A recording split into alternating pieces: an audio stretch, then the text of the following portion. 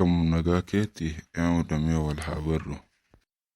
Ani nagaa koodha. Atoo eenyu siin jedhan mee wal haa barruure eenyudha?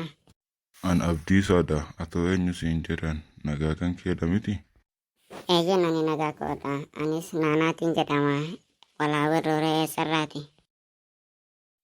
Biiftuu koo maali gara mana barumsaan deemtu? Nan deema harmee. Gatii faxaranaa hojjettutti yaadeen malee. Tole dhala koo siif hojjedheen dhufaa. Hanga nan siif hojjedhutti taa'ina eegeesha. Biiftuu ati hanga yoomitti kan gara mana barumsaa hin deemne?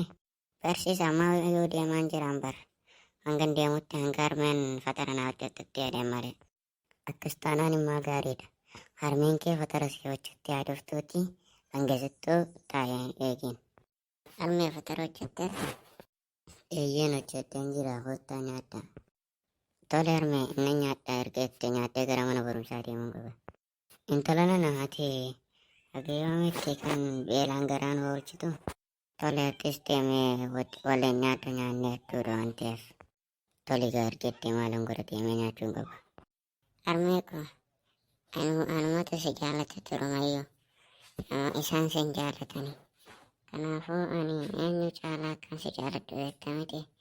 Naaf jiraadhu harmee koo ani anoo beelan qabu. Nagaan naaf jiraadhu dhalafa. Harmeetis nagaan naaf ooli. Adda dhufe harmee gara mana barumsaan deema oliiti tole.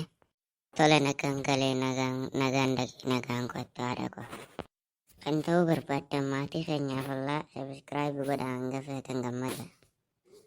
Sabiskiraayibii gooteen irraanfatin laayikii gammachuun barbadeessinaa misaa'ilaa fi taankii. Nu dhageeffachuu keessaniif guddaa galatooma. Dhandharraa shoo sabiskiraayibii godhaa.